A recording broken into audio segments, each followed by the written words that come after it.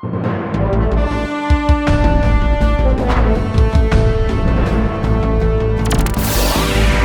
and welcome to the best of Hindsight Tonight. I'm Damian Muziani, and here is this week's theme.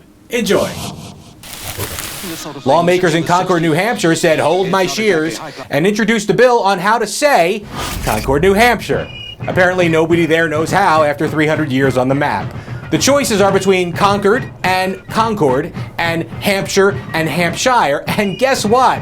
They're all wrong. Ask any true New Englander to Bactacan, Harvard Yard, anywhere in town, and they will pronounce it Concord, New Hampshire, which doesn't match either option. Remember all those women last month who classily pushed and shoved each other just to get their blood-stained hands on the latest tumbler put out by Stanley? The durable 40-ounce quencher model had people camped outside of stores fanatically waiting in line like they were buying Taylor Swift tickets, or more appropriately, Led Zeppelin tickets. Turns out the cups have lead inside them, and customers are filing lawsuits over it all. Stanley has admitted as such, but insists that the lead is not on the surface and is safely protected under a tab located on the bottom of the cup. For those unaware, lead poisoning has a history of making people act crazy, so these folks might just be feeling right at home. Here in the States, another stressful event occurred when a man was able to sneak onto a Delta Airlines flight in Salt Lake City without having a ticket. How? Authorities say that Wycliffe Florzard used his cell phone to capture another passenger's boarding pass and then used it to board a flight to Texas. Smart, right? He hid in the bathroom until the plane was ready to take off, but when flight attendants told him to return to his seat, his plan unraveled because the plane was completely full. There was literally no seat for him. Oh, what's my seat number? Oh, yes, of course. I'm sitting in overhead storage bin 3. Where might I find that? The plane had to return to the boarding gate so that airport police could arrest the man after they stopped rolling on the ground from laughing. What you're seeing is a former elementary school teacher in Houston who was caught stripping and twerking on school property wearing her school ID.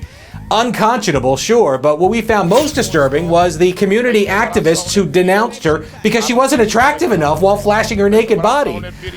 Wake up, reporters. It's time to crown this as the twerk of the century. Luckily, brain cells aren't needed to earn $20 an hour in California. That's what fast food workers make as part of Governor Gavin Newsom's effort to boost his state's economy. But 2 months after the law went into effect, the only thing boosted was prices. A Chipotle chicken burrito was $13.80 before the law and is now $14.75, and the cost of a chicken sandwich at Chick-fil-A shot up 41 cents. Talk about an unhappy meal. Now, the California Business Alliance says that since Newsom approved the new wage bill, nearly 10,000 fast food jobs have been cut across the Golden State. Here's Governor Newsom, just after signing the bill into law, surrounded by happy and loving fast food workers, congratulating themselves for getting a raise that they never saw because they then got fired. And now in LA, they have automated robot fast food joints where one employee can oversee hundreds of burgers made per day.